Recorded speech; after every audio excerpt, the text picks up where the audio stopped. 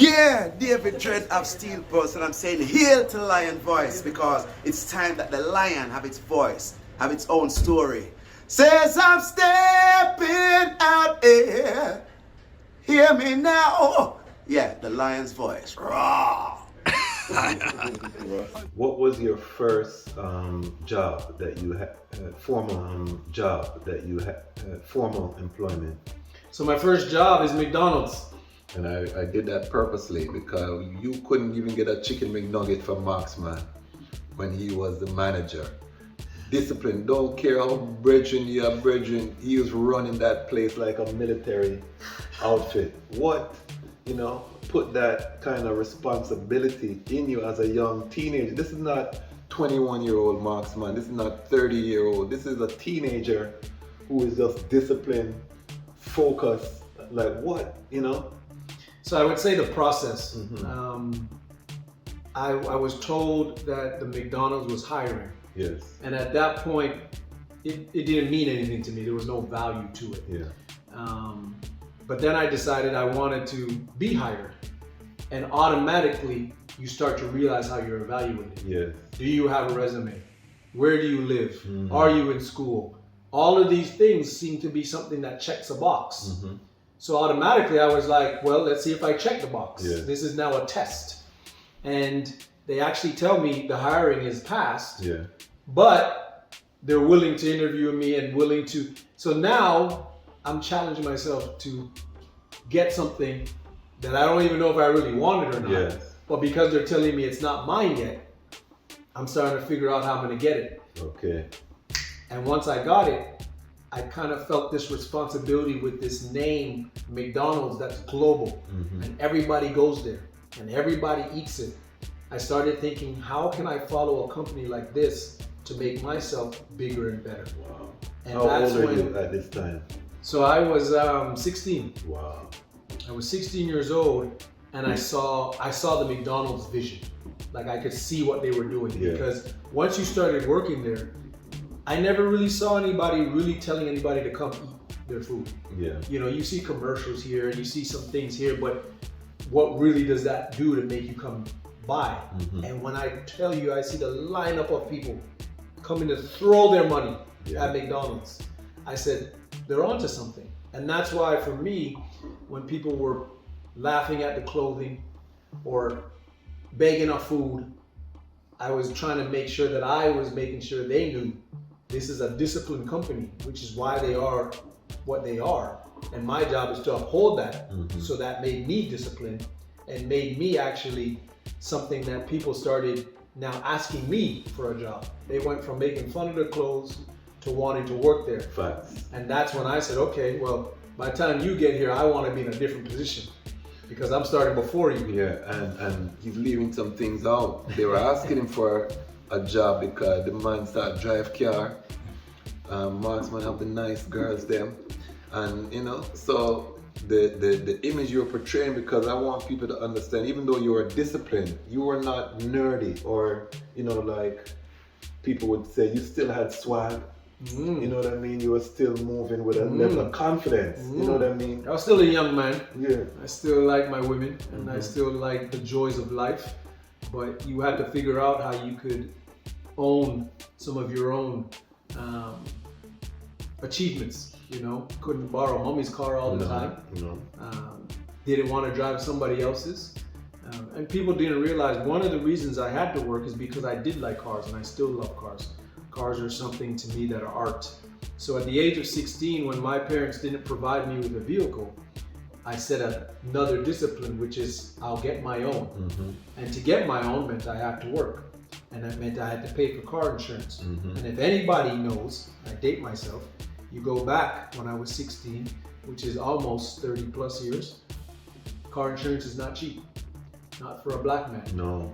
Not for a young man with no driving experience. And, at that time, credit is probably still in a place that you're building your credit score. But for me, I started realizing it wasn't materialistic things. It was things that I always enjoyed thinking about having my own, cleaning my own car, driving from point A to point B on my own, not somebody else's time or with somebody else's permission. So for me, there was a lot of things that went into the company. Obviously, McDonald's was right near where I lived and right near school, so there wasn't much travel time, so it made it an easy option. And it was really something that I look back that has really driven me to become more business oriented, to become someone that looks at opportunities, and to not worry about how people may judge or perceive it. Now, how many years did you spend at McDonald's total? Man, so at McDonald's I left when I was 19 to go away to school. Probably just touched 20 maybe, because I actually thought about staying and working for McDonald's for the rest of my life. There was a time when I really thought I could be a store manager. Yeah. And being a store manager, I eventually thought maybe I could buy a franchise. Yeah. So I saw a life at McDonald's, but it was my track career that somebody said I can't do when I'm 40. Yeah. It's kind of crazy because now I'm 40 and I would not want to try to go back to school and run track now. So it kind of comes full circle where it was really me thinking, okay, let me go do some young things that I can do now, because McDonald's will still be here. Yes. And in 2023, McDonald's is still here. Still there. And it's interesting because you said the track and field.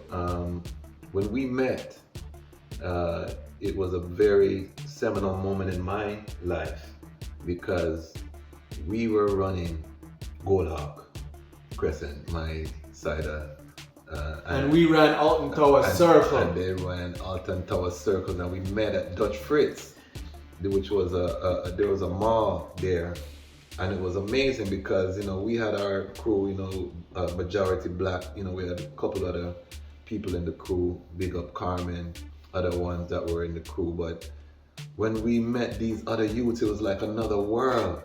Opened up. We were like, wow, there's other youths like us. And this was 8th grade. This is before we even reached high school. This is how long I know this brother. And from that, the competitive, because we had our athletes, they had their athletes. And I say all of that to bring it back to the track and field, because that was one of the things that really created our bond in our little crew that we have. We're all athletic.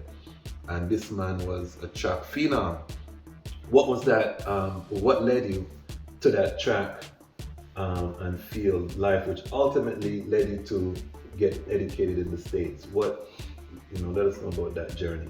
Before we jump into the track, let's talk about the beautifulness of two communities coming together. Yes. Let's make sure we highlight for our youth and for our parents who need to realize the importance of learning all of who lives around you and all of who is in your community, because we actually were able to come together and become stronger. It's true. We were able to come as a group of young men to see other group of young men and actually help each other climb and build to grow to be more than just who we were at that time. And it really allowed us to push each other, because to your point of track, before I meet you, I may claim I'm the fastest person on my block. But when I meet you, I'm now looking to claim that I'm the fastest on your block. Yes. And if you knew any other blocks, I was going to encourage you to bring those people from those blocks to come race. Yes. And I use that as just the mentality of competition. But the beauty was we would race, and we would race to all try to get better. Yes. And we would play basketball to all to get better. We even played hockey, and none of us truly were in love with the sport. As some others on our street, like Anson Carter and others from the area. But we would still compete, and we would still try to push each other. So I want to make sure we just highlight that, because I think we're losing that in this world where two different groups can come together and still have love, and can still have support, and can still compete within the group, not that it has to be separate. And then for me, track and field was kind of like McDonald's. I saw this opportunity of where something can take me somewhere else. Yes. It could take me to a higher level.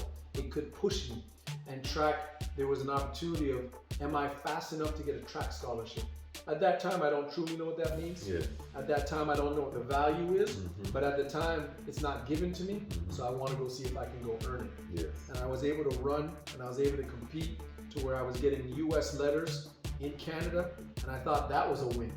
And this is pre-Drake Canada. I want the viewers to learn. This is not Canada that's integrated with the US. Like now, you can play ball in Canada, go to the NBA. This was before any of that. Yes, it was very few. There were, you can count the people on your hands that were leaving Canada at that time. Now, we've got a ton of people leaving just Ontario and going. But you're right, it was something that I knew if I could do this, I would be different. I would have an opportunity that a lot of people have thought about and tried and maybe failed because their grades were bad, or they end up in a little incident and have something on their record, or these are all things of where you start to realize, again, going back to the application of Macdonalds, how can you check some of these boxes, even though you know it may be a system or it may be a category of life that people put us in, but at some point, how do you try to find a way to come up on top?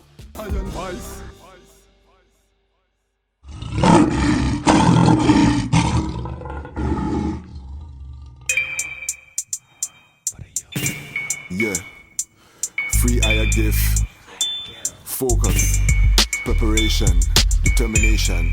Yeah, that's the key to redemption. Haile Selassie, I'm a Gideon. Hey yo, this is for the people who stay in court with either criminal cases or child support. It's either entertainment or go play sports. That's the choice that them give you when your skin is black. The ghetto neighborhoods, they was filled with crack. Hard to move to the other side of the tracks. We work all day, plus we paid our taxes. Still Babylon treat us like we second class.